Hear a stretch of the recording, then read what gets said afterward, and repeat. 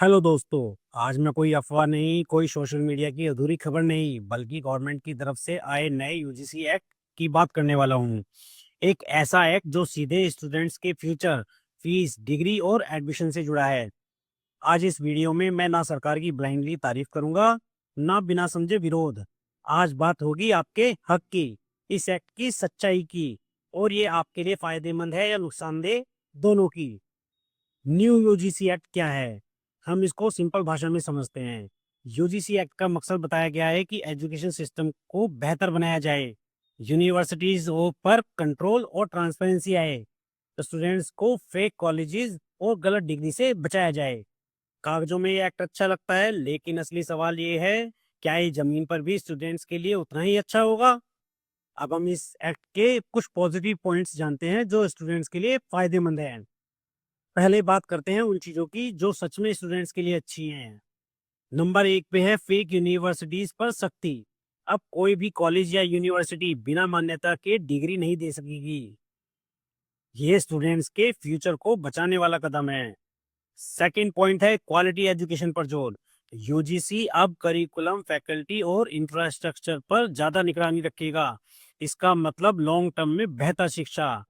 तीसरे नंबर पे स्टूडेंट्स को शिकायतों को जगह, जितनी भी स्टूडेंट्स की शिकायतों को जगह होगी वो इस नई पॉलिसी में मिलने वाली है। नई पॉलिसी में ग्रीवेंस सिस्टम की बात की गई है, जहां स्टूडेंट्स अपनी बात रख सकते हैं।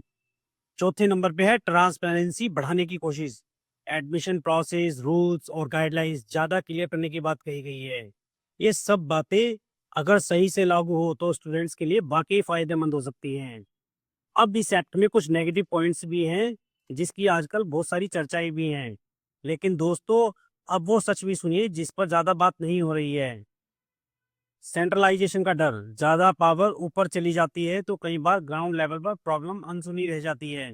हर स्टेट और हर स्टूडेंट्स की सिचुएशन अलग होती है। सेकंड, स्टूडेंट की डायरेक्ट वॉइस कम। मतलब स्टूडेंट की जो सीधी आवाज है वो कम पड़ जाती है। पॉलिसी बनती है लेकिन स्टूडेंट सीधे सीधे फीडबैक अब भी लिमिटेड है। तीसरा, फीस कंट्रोल पर क्लैरिटी नहीं। इस एक्ट में फीस पर कोई भी क्लैरिटी नहीं है। इस एक्ट में साफ नहीं बताया गया कि प्राइवेट इंस्टीट्यूशंस की फीस पर कितना कंट्रोल होगा, और ये स्टूडेंट्स के लिए सबसे बड़ा मुद्दा है। इसमें अगला पॉइंट है इम्प्लीमेंटेशन का सवाल। कानून अच्छा हो सकता है, लेकिन अगर सही से लागू ना हो तो वो सिर्फ कागज बनकर रह जाता है। स्टूडेंट्स का हक कहाँ खड़ा है? मैं यहाँ एक बात साफ कहना चाहता हूँ, स्टूडेंट्स सिर्फ नंबर नहीं है, स्टूडेंट्स सिर्फ डाटा नहीं है। स्टूडेंट्स का फ्यूचर है इस देश का फ्यूचर।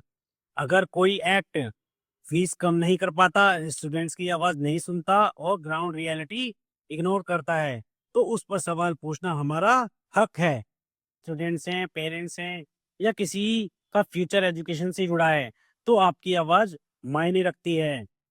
दोस्तों, नया यूजीसी एक्ट पूरी तरह से गलत भी नहीं है और पूरी तरह सही भी नहीं है। जरूरत है सही सवाल पूछने की, स्टूडेंट्स को शामिल करने की और ग्राउंड रियलिटी को समझने की। अगर आपको लगता है कि स्टूडेंट्स की बात होनी चाहिए तो इस वीडियो को लाइक कीजिए, चैनल को सब्सक्राइब कीजिए और कमेंट में लिखिए कि आपको इस एक्ट से क्या उम्मीद है। धन्यवाद।